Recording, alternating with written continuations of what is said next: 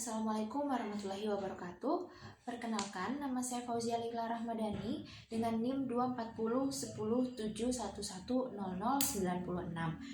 Hari ini saya akan membacakan kitab Syafinatun Najah untuk memenuhi tugas UTS dengan mata kuliah studi fikih yang diampu oleh Bapak Aris. Baiklah, bismillahirrahmanirrahim. Alhamdulillahirabbil alamin. Wabihi nasta'inu ala umurid dunia waddin.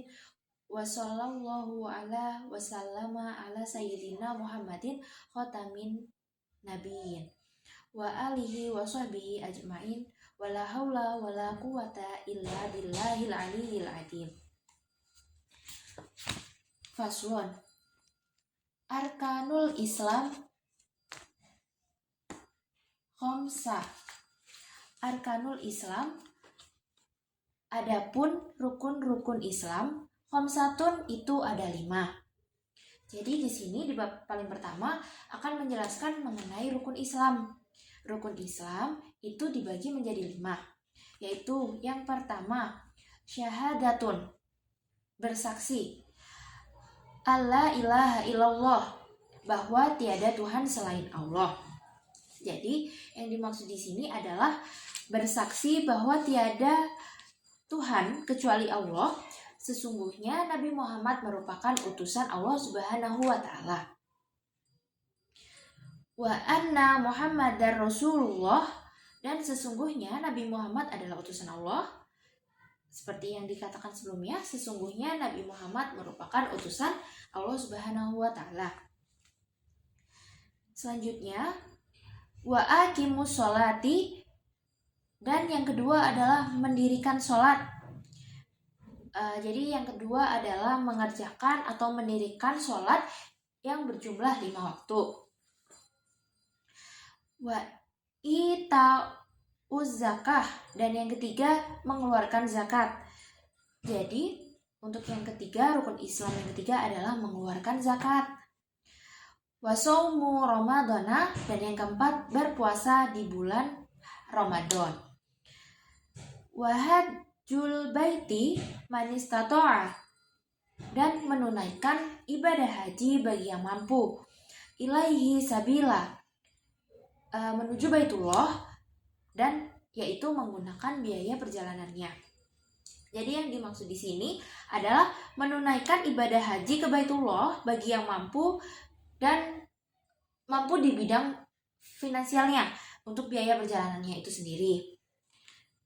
Selanjutnya, Faslun ini sebuah pasal. Arkanul imani sitatun an tu'mina billahi. Arkanul imani, adapun rukun-rukun iman, sitatun itu ada 6. Jadi di sini di bab selanjutnya adalah membahas tentang rukun iman yang ada 6. Antu minna billahi, yaitu yang pertama adalah beriman kepada Allah. Yang kedua, wa malaikatihi, iman kepada malaikat-malaikat Allah. Wa kutubihi, iman kepada kitab-kitabnya Allah. Wa rusulihi, yang keempat, iman kepada rasul-rasulnya Allah. Wabil yaumil akhir, yang kelima, dan iman kepada hari akhir, yaitu hari kiamat. Wabil qadari, iman kepada qadar dan qadar. Ini untuk yang keenam. Khairihi, berupa baik, wasyarihi, dan buruknya, minallahi ta'ala, dari Allah Subhanahu wa ta'ala.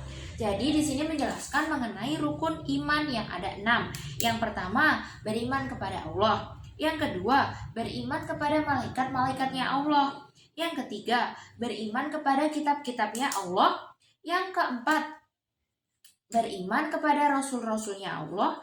Yang kelima, beriman kepada hari akhir atau hari kiamat. Yang keenam, beriman kepada baik dan buruknya takdir dari Allah. Untuk yang poin ke-6 itu menjelaskan tentang berimannya kita kepada kodok dan kodar ataupun takdirnya yang diberikan oleh Allah, walaupun itu takdir buruk maupun takdir baiknya, itu harus kita imani. Selanjutnya, faslun, ini sebuah pasal, wa makna la ilaha illallah, pengertian la ilaha illallah. Jadi di bab selanjutnya menjelaskan mengenai pengertian la ilaha illallah. La ma'budah, tiada Tuhan yang disembah, bihakin, dengan benar, fil wujudi, dalam wujud, illallah, kecuali Allah. Jadi di sini menjelaskan mengenai pengertian dari la ilaha illallah, yaitu tiada yang wajib disembah dengan sebenar-benarnya di alam wujud ini kecuali Allah Subhanahu wa Ta'ala. Selanjutnya, faslun, alamatul bulughi salasun tamamu khamsa asyarata sanatan fi dzakaril wal unsa. Jadi di sini menjelaskan mengenai tanda-tanda baligh. Faslun, ini sebuah pasal, alamatul bulughin, adapun tanda-tanda balik dewasa, salah satu itu ada 3. Jadi mengenai tanda-tanda balik sendiri itu ada 3. Yang pertama, wa tamamu khamsata asyrata, yaitu yang pertama genap di usia 15. Sanata fit dzakari, 15 tahun, fit dzakari bagi laki-laki. Faslun, alamatul bulughi salasun tamamu khamsa asyarata sanatan fit dzakaril wal unsa wal ihtilamu fit dzakaril wal unsa litis'i sinina wal haidu fil unsa litis'i sinin. Selanjutnya, faslun, ini sebuah pasal, alamatul bulughi, adapun tanda-tanda balik dewasa. Bab ini menjelaskan mengenai tanda-tanda orang balik. Salah satu itu ada 3. Jadi tanda-tanda orang balik itu ada 3. Watamamu khamsa asyarota, yaitu 1. Genap usia 15 sanatan, tahun. Genap di usia 15 tahun. Fit dzakari wal unsa, bagi laki-laki dan perempuan. Wal ihtilamu, yang kedua yaitu mimpi basah. Fit dzakari, bagi laki-laki, wal unsa, dan perempuan. Litis'i sinina, pada usia 9 tahun. Wal haidu, dan yang ketiga adalah haid. Fil unsa, bagi perempuan. Litis'i sinina, pada usia 9 tahun. Jadi di sini menjelaskan mengenai tanda-tanda balik dewasa. Balik atau dewasa itu ada 3. Yang pertama, genap di usia 15 tahun bagi laki-laki dan perempuan. Jadi dikatakan sudah dewasa ataupun sudah balik jika seorang laki-laki ataupun perempuan itu sudah genap di usia 15 tahun. Yang kedua, mimpi keluar sperma atau mani bagi laki-laki dan keluar haid bagi perempuan bila sudah berusia 9 tahun. Jadi untuk laki-laki itu bisa ditandai dengan mimpi basah namanya, atau mimpi keluar sperma. Untuk perempuan sendiri itu ditandai dengan usianya 9 tahun ataupun sudah keluar darah haid. Yang ketiga adalah haid bagi perempuan karena sudah berumur 9 tahun. Jadi dikatakan perempuan itu dewasa atau balik jika haid di usia 9 tahun dan sampai ke atas. Selanjutnya, faslun syurutu ijzail hajiri samaniyatun ayyakuna bisalasati ahjarin wa ayun kiyal mahala wa ala yahifan najasu wala yaftakila wala yatra'a alaihi akhor wala yujawija safhatahu wa hasafatahu wala yusibahu ma'un wa antakunal ahjaru tahirah. Selanjutnya, syarat-syarat sahnya istinja. Faslun, ini sebuah pasal. Surutu ijzail jahiri sama niata. Adapun syarat-syarat sahnya istinja dengan batu itu ada 8. Jadi di sini membahas mengenai syarat-syarat sahnya istinja menggunakan batu, istinja bersesuci menggunakan batu itu ada 8. Ayakuna yaitu yang pertama, hendaknya bisalah sati ahjarin. Apa najisnya? Bisalah sati ahjarin dengan 3 batu. Wa ayu kial mahala. Yang kedua, ketiga batu sudah bisa membersihkan mahala tempat najis. Wa alla yahiffa, sekiranya yang ketiga belum kering. An-najasa, apa najisnya? Wala yang takila, najis yang tidak berpindah. Wala yadro'a, yang kelima tidak dicampuri. Alaihi, olehnya. Akhoru, najis lain. Wala yujawija, najis tidak melewati. Sofhat, tahu, pantatnya orang. Wahafa, tahu, dan hasifahnya orang. La yusibahu, najis yang tidak terkena, itu yang ke-7. Ma'un, air.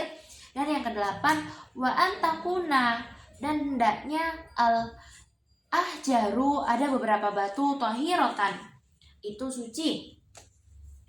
Jadi di sini membahas mengenai syarat-syarat sahnya istinja itu ada 8. Yang pertama, hendaknya dengan 3 batu, diambil yang ujungnya.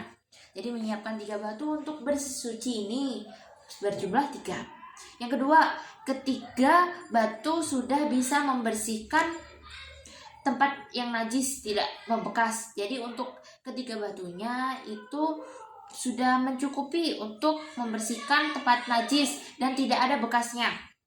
Yang ketiga, najisnya belum kering. Yang keempat, najisnya tidak berpindah-pindah. Yang tidak berpindah-pindah itu dari tempat keluarnya. Yang kelima, najisnya tidak tertimpa oleh najis lain. Jadi untuk najis yang pertama itu tidak terkena dengan najis-najis yang lain. Jadi itu boleh ya syarat sahnya. Yang keenam, najisnya tidak melampaui arah samping lubang dubur bagi yang buang air besar dan tidak melampaui ujung zakar bagi orang yang buang air kecil. Yang ketujuh, najisnya tidak terkena air. Yang kedelapan, keadaan batunya harus suci. Untuk istinja sendiri ada catatan, yaitu menghilangkan najis sebab kencing ataupun BAB menggunakan media batu.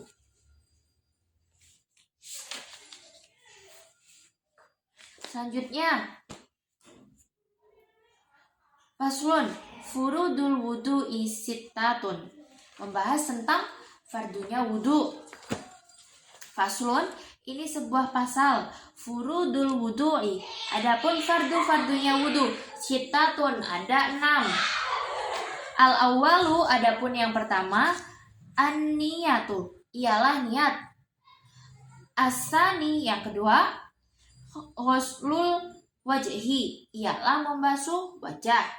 As-salisu, yang ketiga, ghuslul yadaini, ialah membasuh kedua tangan. Ma'al mirfaqaini, beserta kedua siku. Ar-rabi'u, yang keempat, mashu syai'in minal ro'si, ialah mengusap sesuatu dari kepala. Al-khamisu, yang kelima, ghuslur rijlaini, membasuh kedua kaki. Ma'al ka'baini, serta kedua mata kaki. As-sadisu, adapun yang keenam adalah at-tartibu, ialah tertib. Jadi di bab ini membahas mengenai fardunya wudu. Fardunya wudu itu ada 6. Yang pertama, niat wudu. Yang kedua, membasuh muka. Yang ketiga, membasuh kedua tangan beserta kedua siku. Yang keempat, mengusap sebagian kepala, yaitu ada rambut hingga kulit kepala dengan air. Yang kelima, membasuh kedua kaki beserta kedua mata kaki. Yang keenam adalah tertib berurutan. Yang selanjutnya, faslun aniyatu qadus sai'i muktaronan bifi lihi wa mahalluhal qalbu wa futu biha sunnatu wa waqtuha inda ghusli awwali juz'in minal wajahi wa tartibu alla yuqaddima udwun ala udwin. Fasulan ini sebuah pasal yang membahas mengenai pengertian niat. Jadi dijelaskan bahwa niat itu merupakan menghendaki sesuatu yang dibarengi dengan perbuatan dan tempatnya niat berada di dalam hati. Jadi bagi kita yang melakukan apapun, niat itu dilakukannya di dalam hati. Sedangkan mengucapkan lafaz niat dengan lisan itu sunnah hukumnya. Jika mengucapkan niat di luar hati, itu hukumnya adalah sunnah. Waktu niat wudhu adalah ketika memulai membasuh sebagian muka, sedangkan tertib ialah tidak mendahulukan bagian anggota yang harus dibelakangkan daripada bagian anggota yang didahulukan. Jadi saat berwudu kita itu dianjurkan harus tertib berurutan dari yang paling awal sampai paling akhir. Tidak boleh tuh kita tukar-tukar. Yang harusnya membasuh tangan itu kita ganti di akhir, diganti dengan membasuh kaki terlebih dahulu. Tidak boleh. Jadi harus tertib berurutan. Selanjutnya, faslun al-ma'u qalilun wa katsirun fal qalilu madunal kullataini wal katsiru kullatani faksara wal qalilu tanaz yatanajjasu. Jadi pada bab ini menjelaskan mengenai pembagian dari air, yaitu air itu dibagi menjadi dua dari segi sedikit dan banyaknya. Nah, yang pertama, air sedikit merupakan air yang belum mencapai 2 kula. Yang kedua, air banyak merupakan air yang sudah mencapai 2 kula. Untuk 2 kula sendiri itu adalah kurang lebih tempatnya sekitar 60 cm3 dan untuk airnya sendiri 216 liter. Jika air sedikit itu kejatuhan najis, maka air itu dihukumi air mutanajis, sekalipun tidak berubah dari segi warna, sifat maupun bau. Sedangkan dengan air banyak, itu jika kejatuhan najis tidak dihukumi air mutanajis. Jadi walaupun air yang melebihi 2 kula ini terkena najis, maka dia itu akan tetap dihukumi air suci, tidak terkena najis, gitu. Kecuali apabila berubah rasa, warna, dan baunya, itu maka akan dihukumi air mutanajis. Selanjutnya, faslun mujibatul ghusli sitatun ila jul hasafati fil farji wa khurujul mani wal haidu wan nifasu wal wiladatu wal mautu. Jadi faslun ini sebuah pasal yang membahas mengenai wajibnya mandi. Hal-hal yang mewajibkan kita mandi seperti ada 6. Yang pertama, masuknya hasyafah atau ujung zakar ke dalam farji. Yang kedua, keluarnya sperma atau mani. Yang ketiga, haid. Yang keempat, nifas. Yang kelima, melahirkan. Dan yang keenam adalah meninggal. Selanjutnya, fardu mandi jinabat. Faslun furudul ghusli isnani an-niyatu wa ta'mimul badani bil ma'i. Di sini menjelaskan mengenai fardunya mandi jinabat itu ada dua. Yang pertama, berniat. Niatnya seperti nawaitu ghusla li raf'il hadasil akbari fardi lillahi ta'ala. Fardhan lillahi ta'ala. Artinya, saya niat mandi untuk menghilangkan hadas besar fardu karena Allah Ta'ala. Yang kedua, meratakan air ke seluruh tubuh. Selanjutnya,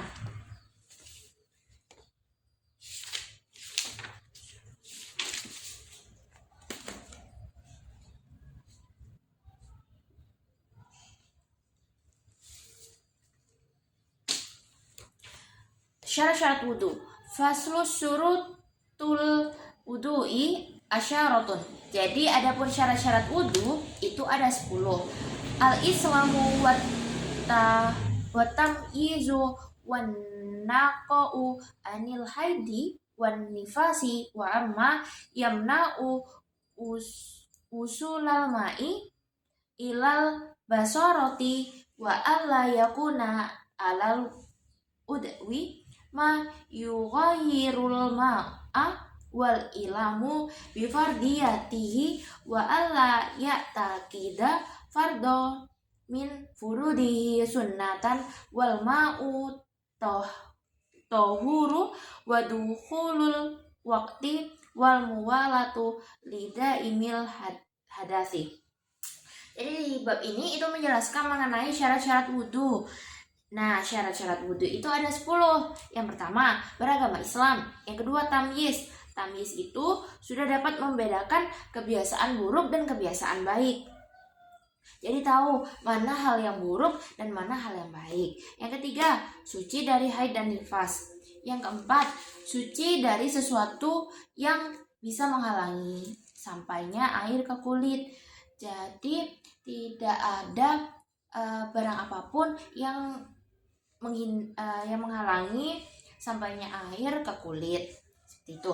Yang kelima, tidak boleh ada sesuatu pun yang melekat pada badan dan sekiranya hal itu tuh dapat merubah air. Yang keenam, harus mengetahui apa fardunya wudhu. Yang ketujuh, tidak boleh mengiktikadkan atau menganggap satu perbuatan yang fardu di antara fardu-fardu wudhu yang dianggap sunnah. Yang kedelapan, harus dengan air yang menyucikan. Tidak boleh menggunakan air yang kayak tadi pertama dibahas, air mutanajis itu tidak bisa dipakai. Kalau 9, masuk waktu. Yang ke-10, terus menerus bagi orang yang berhadas.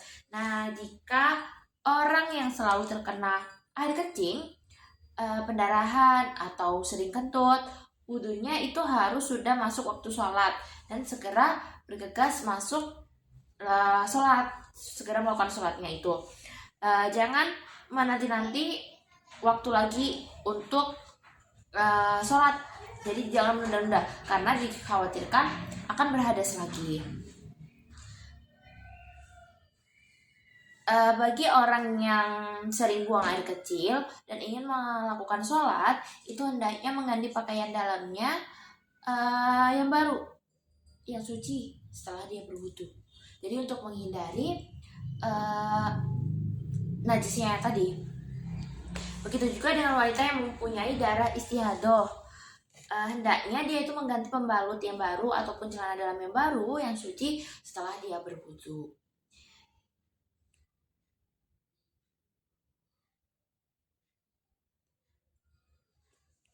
Nah, beda cerita kalau saat di tengah-tengah dia sholat, dia terkena ataupun keluar air kencing ataupun darah, maka hal itu dimaafu atau dimaafkan dan sholatnya akan tetap sah. Selanjutnya, yang membatalkan wudhu. Faslun nawakidul wudhu'i arba'atu asya'a al-awwalu al-khariju min ahadis sabilaini min kubulin au tuburin rihun au ghairuhu ilal maniyas sani jawahul aqli bin naumin au ghairihi illa nauma qadiin mumakkinin mak ada tahu minal ardis salisu iltiqa'u basorotai rojulin wamro'atin kabiroini ajnabiyaini min ghairi hailir arba'u masukubulil adamiyi au halqati duburihi bibatnin rohati au butunil asobihi. Yang membatalkan wudhu itu ada 4 macam. Jadi bab ini membahas mengenai hal-hal yang membatalkan wudhu, dan itu ada 4. Yang pertama, sesuatu yang keluar dari kubul atau kemaluan dan dubur ataupun anus, baik itu yang keluar berupa angin ataupun benda lain, kecuali sperma ataupun mani itu. Yang kedua, hilangnya akal sebab tidur atau tidak, kecuali tidurnya orang yang duduk dan menetapkan pantatnya di tanah atau tempat duduknya dan tidak bergerak sama sekali bergerak sama sekali ketika dia tidur. Yang ketiga, bersentuhan antara kulit laki-laki dan perempuan yang sudah sama-sama dewasa atau sama-sama balik, dan keduanya tidak ada hubungan mahram. Ketika bersentuhan tidak ada penghalang antara kedua kulit tersebut, itu akan membatalkan wudhunya. Namun jika ada penghalang, itu tidak membatalkan wudhunya. Yang keempat, memegang atau menyentuh kubul anak Adam, manusia, atau lingkaran duburnya dengan telapak tangan ataupun jari-jari yang bagian dalam. Yang ini, jika menyentuhnya ada penghalang, semisal seperti kain, itu tidak akan membatalkan. Begitu juga tidak membatalkan jika menyentuhnya dengan telapak tangan, punggung telapak tangan. Bab selanjutnya, larangan bagi orang yang batal wudhu. Faslun manin takodo wudhu'uhu hurima alaihi arba'atu asyuya'a as-sholatu wat tawafu wa massul mufhafi wa hamluhu wa yahrumu alal junubi sittatu asya'a as-sholatu wat tawafu wa massul mushafi wa hamluhu wal lubsu fil masjidi wa qiraatul qur'ani wa yahrumu bil haidi asyaratu asya'a as-sholatu wat tawafu wa massul mushafidi wa hamluhu wal lubsu fil masjidi wa qiraatul qur'ani as-saumu wat talaqu wal mururu wa fil masjidi in khafat tal wisahu wal istimta'u bima bainal surrati war rukbati. Jadi bab ini membahas mengenai larangan bagi orang yang wudhunya itu batal. Jadi di sini dibagi menjadi beberapa penjelasan. Orang yang batal wudhu haram atas dirinya atas 4 perkara. Ketika dia batal wudhunya, dia diharamkan melakukan 4 hal ini. Yang pertama sholat, yang kedua tawaf, yang ketiga menyentuh mushaf atau Al-Quran, yang keempat membawa mushaf atau Al-Quran. Jadi dianjurkan sekali untuk berwudhu ketika kita mau membaca Al-Quran maupun kita mau menyentuh Al-Quran. Selanjutnya, orang yang menanggung hadas besar atau junub haram melakukan 6 perkara tersebut. Yang pertama sholat, tawaf, menyentuh mushaf atau Al-Quran, membaca mushaf, diam di dalam masjid, dan membaca Al-Quran. Jadi untuk yang mau beriktikaf di dalam masjid, hendaklah tidak menanggung hadas besar dan harus dalam keadaan suci. Tuh, yang 10 perkara yang diharamkan dilakukan karena dia sedang berhaid. Jadi untuk wanita yang sedang haid tidak boleh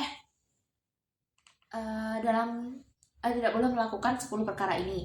Yang pertama, sholat. Yang kedua, tawaf. Yang ketiga, menyentuh mushaf atau Al-Quran. Yang keempat, membaca mushaf. Yang kelima, diam di dalam masjid, beriktikaf tadi. Yang keenam, membaca Al-Quran, 7 puasa. Yang kedelapan, bercerai. Yang kesembilan, lewat dalam masjid sebab dikhawatirkan akan mengotorinya. Jadi sangat dianjurkan kepada wanita yang sedang dalam keadaan haid tidak melewati dalam masjid. Lain cerita kalau dia melewati serambi-serambinya masjid, itu masih diperbolehkan. Namun ketika melewati soft sholat itu sudah tidak boleh.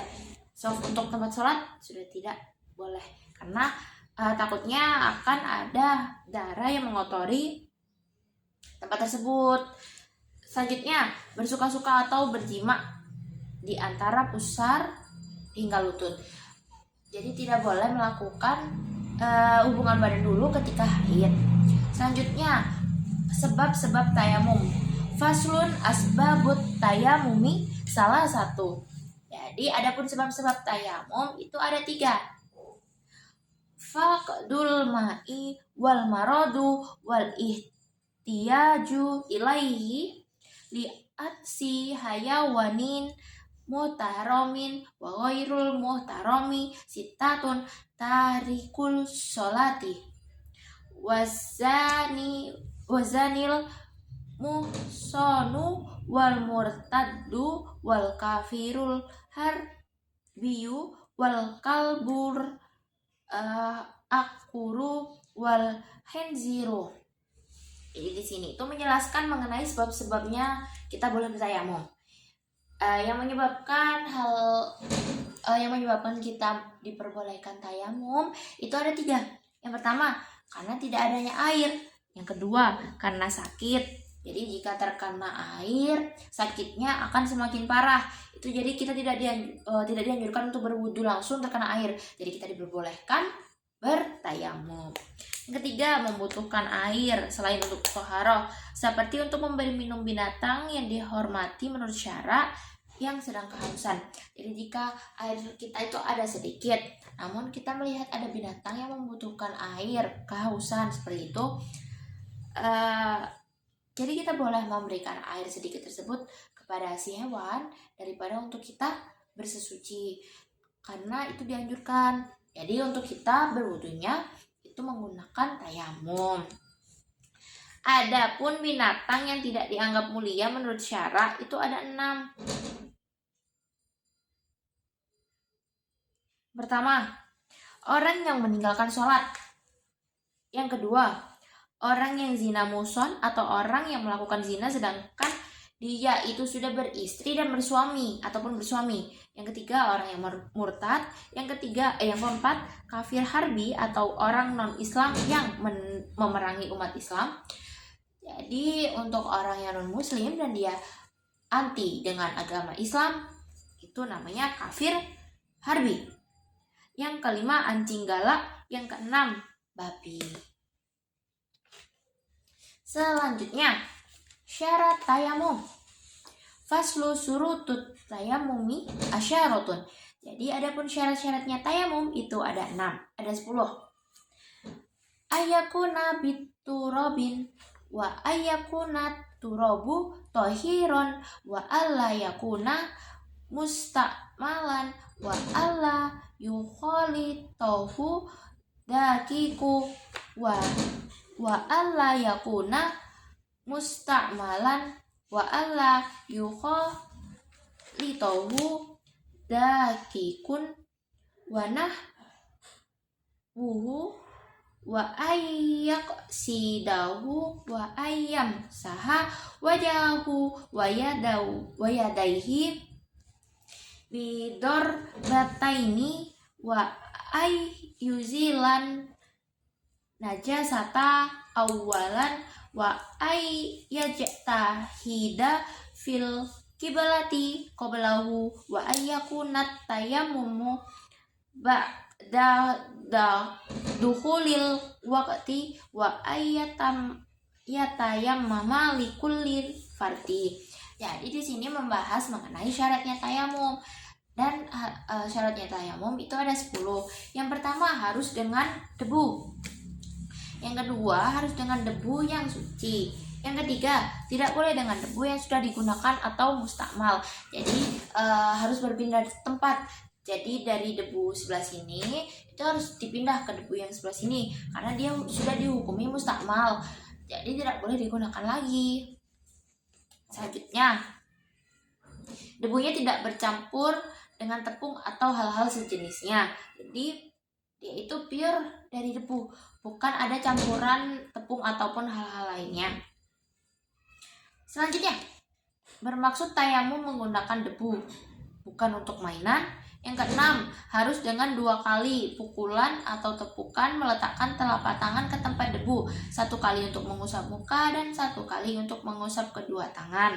Yang ketujuh, sebelum tayamum harus membersihkan najis dari badan. Jadi jika di badan tersebut masih terdapat najis, itu harus dibersihkan dahulu, tidak boleh langsung tayamum.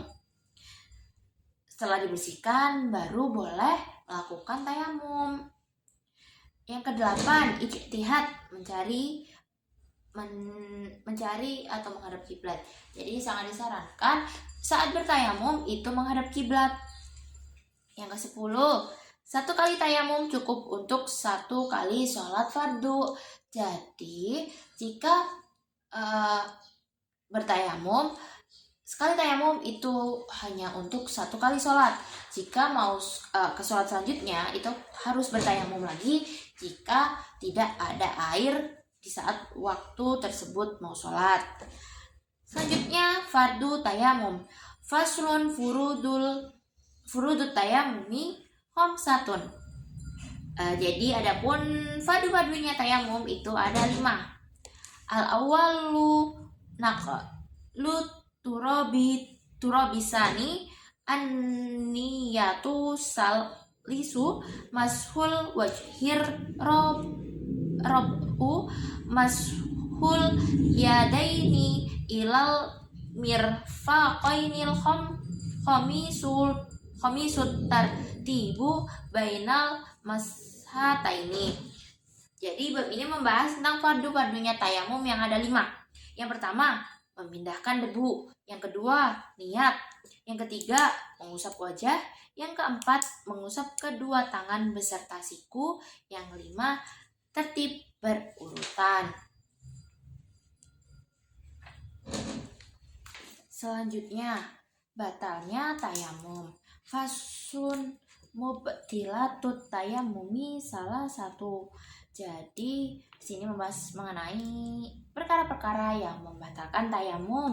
Salah satu itu ada 3.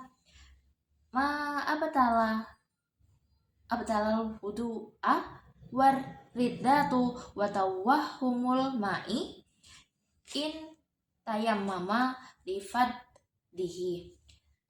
Jadi yang membatalkan tayamum itu ada 3. Ada 3 perkara yang membatalkan tayamum. Yang pertama, segala hal yang membatalkan wudhu seperti menyentuh zakar, bersentuhan lawan jenis, dan lain-lain. Yang kedua, murtad atau keluar Islam. Yang ketiga, menduga kuat adanya air jika tayamumnya karena ketidaksediaan air. Selanjutnya, benda-benda najis yang bisa suci. Faslul ladzi yadhuru minan najasati salah satun. Jadi, adapun sesuatu yang bisa suci dari benda-benda najis itu ada 3. Al-khamru ida takhallalat binafsiha wajildul maitati ida dubigo wama soro hayawanat. Jadi benda-benda najis yang bisa suci itu ada 3. Yang pertama, arak yang berubah dengan sendirinya menjadi cuka. Jadi kalau arak itu menjadi cuka, dia dihukumi bisa suci.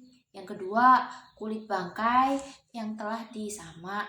Yang ketiga, sesuatu yang menjadi hewan sekalipun asalnya dia itu hewan najis seperti ulat yang tumbuh pada bangkai. Nah, semisal belatung kayak gitu. Samak sendiri itu adalah proses pembersihan sisa-sisa daging atau lemak yang ada di kulit binatang dengan dibalur oleh garam. Seperti itu. Kapur juga bisa atau sejenisnya yang dapat menetralisir bau, dan setelahnya itu dijemur hingga kering sehingga kulit itu tidak membusuk. Hewan yang mati melalui proses penyembelihan, maka daging dan kulitnya itu bisa dimakan. Namun hewan yang mati tidak lewat sembelihan seperti dia tertabrak seperti itu, maka kulitnya bisa dimanfaatkan. Namun daging dan kulitnya akan haram saat dimakan. Selanjutnya, macam-macam najis. Faslun najasatu salah satun. Adapun najis itu dibagi menjadi 3. Yang pertama, muwalladatun wa mukhaffafatun wa muwassitatun. Al muwalladatu najasatul kalbi wal hinziri wa far'u ahadima wal mukhaffafatu baulus sabi ladzi lam yat'am ghairal labani walam yablughil haflaini wal mutawassitatu. Sairun najasati. Jadi najis itu dibagi menjadi 3. Yang pertama, najis mughaladoh. Yang kedua, najis mukhaffafah, dan yang ketiga, najis mutawassitoh. Jadi, najis mughaladoh yaitu najis dari anjing atau babi dan juga keturunannya yang dihasilkan dari salah satu binatang tersebut. Jadi dia itu yang namanya najis mughaladoh.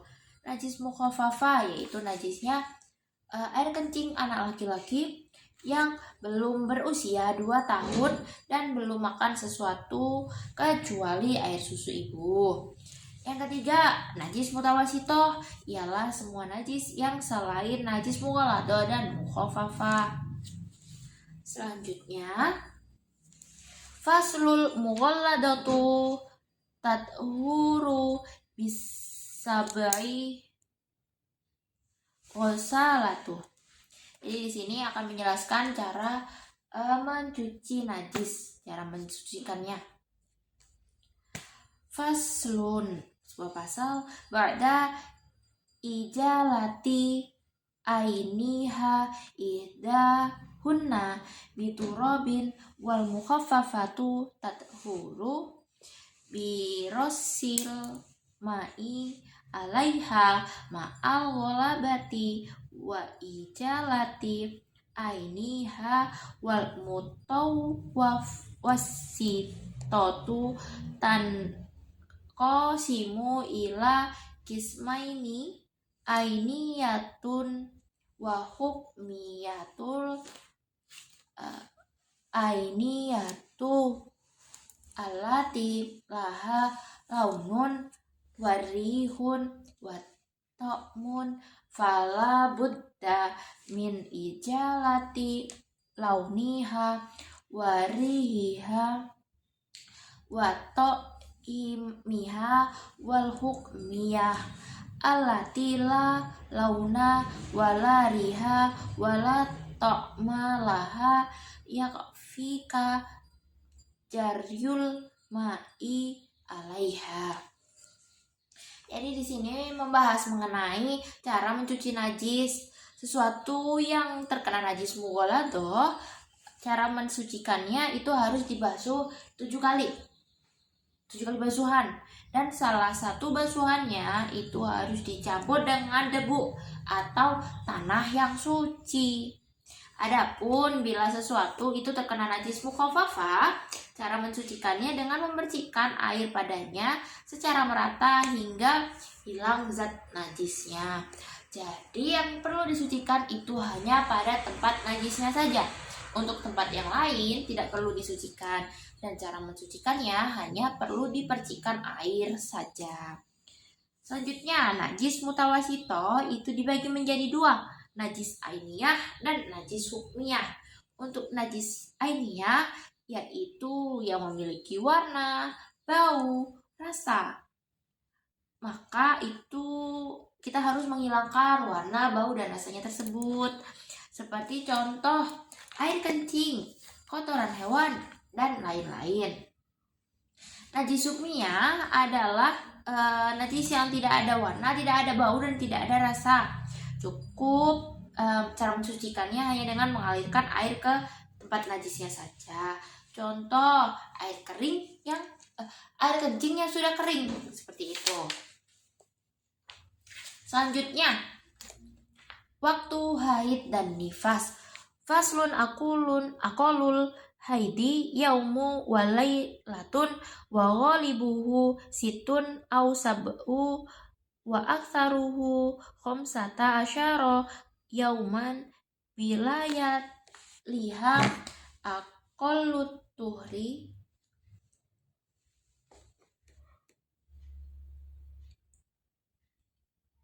bainal haidotaini khamsata asyara yauman wa ghalibuhu arba'atu wa ishruna yauman au salasatun wa ishruna yauman wala hadda li aksarihi aqallun nifasi majatan wa ghalibuhu arba'una yauman wa aku saruhu situna yauman.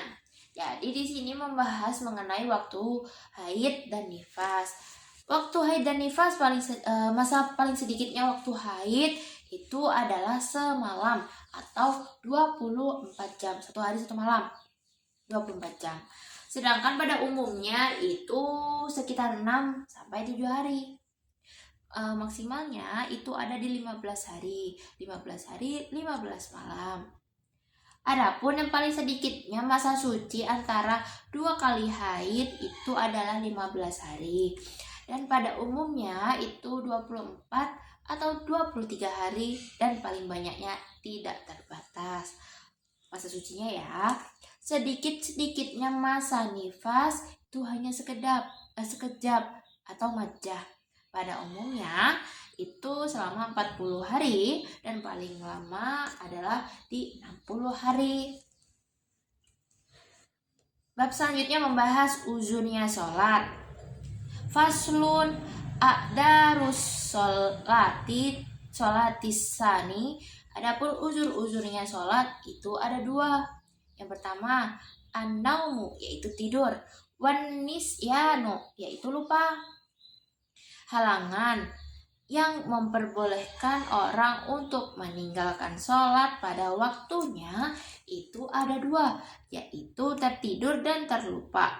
Halangan tersebut itu tidak dihukumi dosa, namun bila disengaja tidur atau mengerjakan pekerjaan berat padahal waktunya sholat tiba sehingga kita melalaikannya dan waktunya habis, itu dihukumi bukan uzurnya sholat, wajib sholat. Kalau meninggalkannya maka akan berdosa. Seperti itu. Selanjutnya membahas mengenai syarat sahnya sholat. Faslun syurutus sholati samaniyatan. Syarat-syarat sholat itu ada 8. Toharatul hadasaini yaitu suci dari 2 hadas. Wa toharatu suci anin najasati dari najis, fisaubi pada baju, wal badani dan badan, wal makani dan tempat, satarul aurati, menutup aurat, wastiqbalul kiblati, waduhulul waqti, wal ilmu bifardiyatiha, wa alla ya takida fardon min furudiha sunnatan wajtinabul mubtilatil ahdasu isnani aswaru wa akbaru, wal aswaru ma au jabal wudu'a, wal akbaru ma au jabal wusla. Jadi membahas mengenai syarat-syarat sholat yang ada 8. Yang pertama, harus suci dari 2 hadas, kecil maupun besar. Yang kedua, suci dari najis di pakaian, badan, dan tempat untuk melakukan sholat. Yang ketiga, menutup aurat. Yang keempat, menghadap kiblat. Yang kelima, telah masuk pada waktunya. Yang keenam, harus tahu fardu ada rukun sholat. Yang ketujuh, tidak boleh menganggap satu kefarduan dalam perbuatan sholat itu dianggap sunnah. Yang kedelapan, meninggalkan hal-hal yang sekiranya membatalkan sholat. Nah, hadis itu dibagi menjadi 2 macam.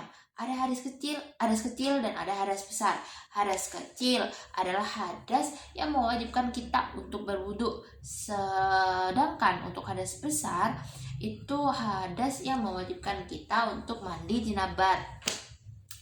Untuk pengertian lain, hadas kecil bisa hilang sebab telah berwudu, dan hadas besar bisa hilang sebab melakukan mandi besar.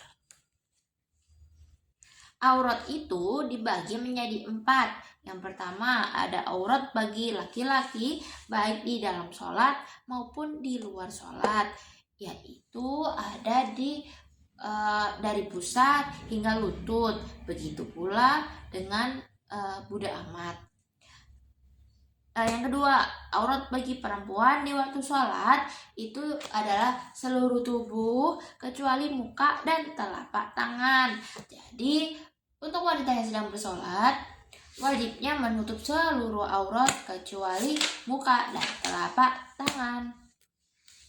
Aurat bagi perempuan yang merdeka dan budak perempuan di hadapan laki-laki lain bukan mahramnya adalah seluruh bagian tubuh.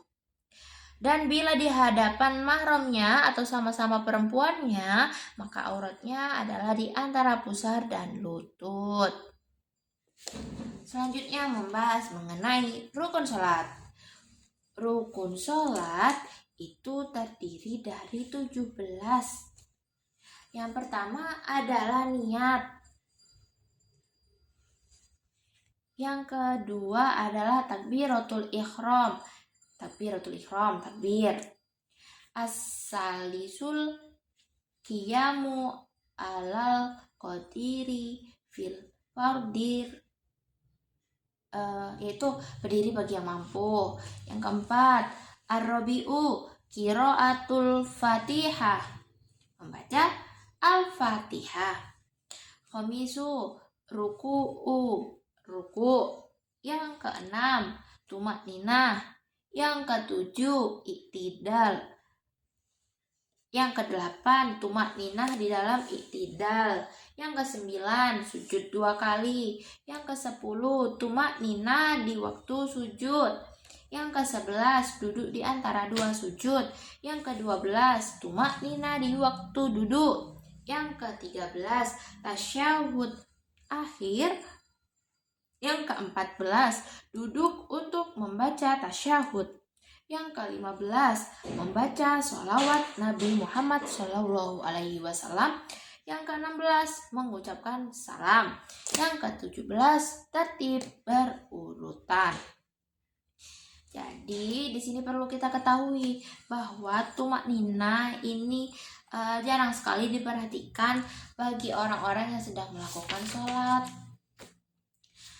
Padahal tumakninah ini sudah termasuk di dalam rukunnya sholat. Jadi sangat dianjurkan dalam semua gerakan sholat kita untuk bertumakninah. Selanjutnya akan membahas mengenai tingkatan niat.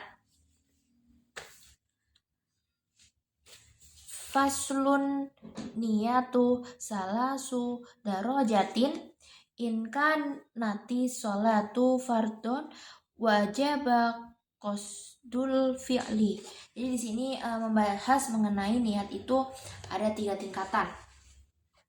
Apabila sholat tersebut itu fardu, maka wajib mengerjakan usolli dan menyatakannya duhur, dan wajib pula menyinggung kefarduannya.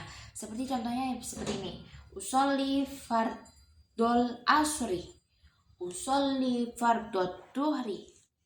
Jadi 3 lafaz ini itu wajib ada di hati bersamaan dengan takbiratul ihram. Jadi niat dalam sholat itu dilakukan berbarengan dengan takbiratul ihram, bukan di sebelum takbiratul ihram. Jadi waktu takbir itu hendaknya sambil membaca niat. Jadi mulutnya berbicara Allahu Akbar, di dalam hatinya membaca lafaz niat, seperti itu.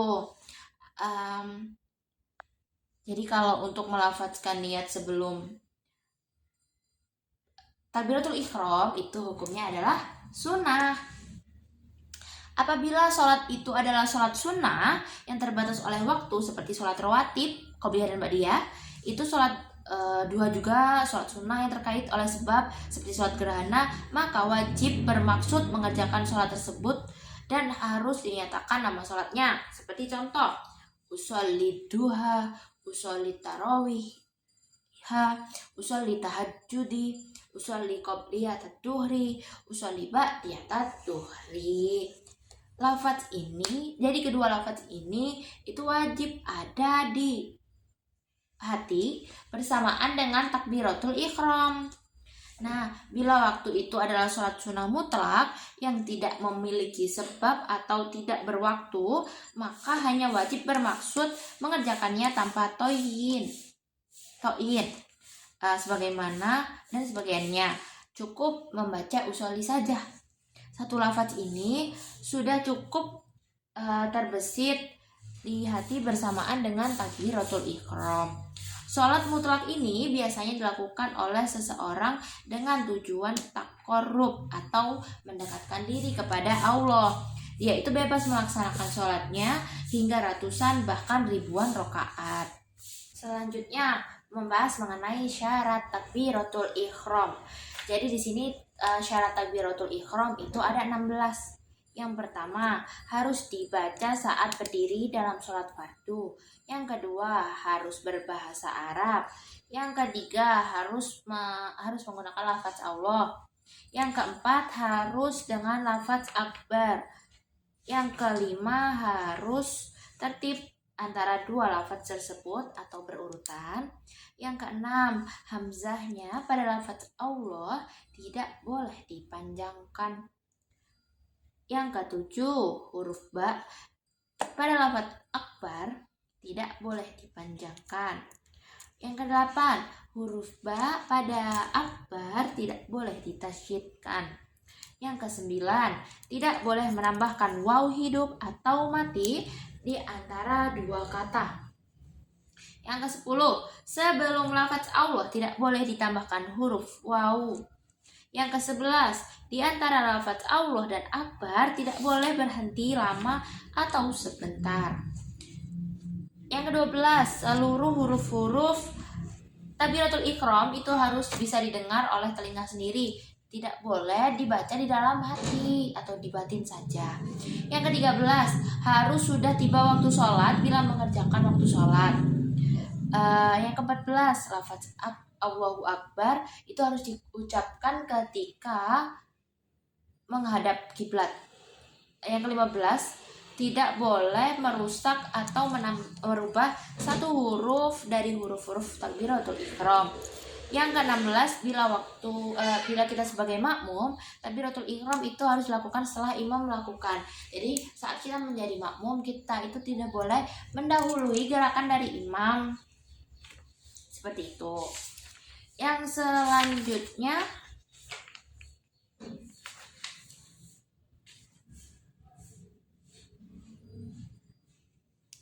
syarat-syarat membaca Al-Fatihah. Faslu suratul Fatihah asyaratu. Syarat-syarat Al-Fatihah itu ada 10. Yang pertama, tertib berurutan atau sesuai dengan nasnya. Yang kedua, terus menerus semua ayatnya itu dibaca. Yang ketiga, menjaga huruf-hurufnya. Yang ketiga, menjaga huruf-hurufnya. Yang keempat, membaca tasydid-tasydidnya juga. Yang kelima, di antara ayat-ayat Al-Fatihah ketika membaca tidak boleh berhenti lama dan tidak boleh sebentar dengan maksud memotong bacaan. Yang keenam, harus membaca semua ayat basmalah termasuk ayat Al-Fatihah. Jadi tidak boleh yang basmalahnya itu dilewatkan. Jadi semua harus dibaca. Yang ketujuh, tidak boleh ada bacaan lain yang tidak tepat dan dapat merusak makna dari Al-Fatihah. Jadi tidak boleh kita menambahkan ayat apapun di dalam Al-Fatihah karena akan merusak arti maupun kandungan dari Al-Fatihah itu sendiri. Yang kedelapan, Al-Fatihah itu harus dibaca ketika berdiri dalam sholat fardu. Yang kesembilan, seluruh bacaan Al-Fatihah harus dapat didengar oleh telinga diri sendiri, kecuali orang yang tuli. Yang ke-10, di antara ayat-ayat Al-Fatihah tidak boleh disela oleh zikir yang lain. Selanjutnya, tasydid pada Al-Fatihah. Faslut tasdidatul Fatihah arba'ata asyara. Jadi tasydid-tasydidnya Fatihah itu ada 14. Bismillahirrahmanirrahim, tasydidnya di atas lam. Ar-Rahmani, tasydidnya di atas ro. Ar-Rahimi, tasydidnya di atas ro. Alhamdulillahi, tasydidnya di atas lam jalalah. Rabbil alamin, tasydidnya di atas ba. Ar-Rahmani, tasydidnya di atas ro. Ar-Rahimi, tasydidnya di atas ro. Malik yaumiddin, tasydidnya di atas dal. Iya karena budu, tasydidnya di atas ya. Ihdinas siratal mustaqim, tasydidnya di atas syad. Syiratal ladzi, nah tasydidnya di atas lam. An'amta alaihim ghairil maghdubi alaihim waladdallin, tasydidnya ada di atas dot dan lam. Yang selanjutnya, sunnah mengangkat tangan. Jadi sunnah mengangkat tangan, mengangkat kedua tangan itu ada 4, yaitu inda takbiratil ihrami, wa inda ruku'i, wa indal i'tidali, wa indal qiyami, tasahudil awali. Jadi ketika takbiratul ihram, ketika akan ruku, ketika i'tidal, dan ketika berdiri di tasyahud, berdiri dari tasyahud awal. Yang selanjutnya membahas mengenai syarat sujud. Faslus surutus sujudi sab'atu. Jadi syarat-syarat sujud itu ada 7. Yang pertama, harus dengan 7 anggota badan sebagaimana keterangan di bawah. Jadi nanti kita akan membahas juga mengenai anggota sujud itu ada 7. Itu apa saja akan dibahas. Dahi itu harus terbuka, kepala harus ditekan. Tidak boleh ada tujuan lain ketika membungkuk kecuali untuk sujud.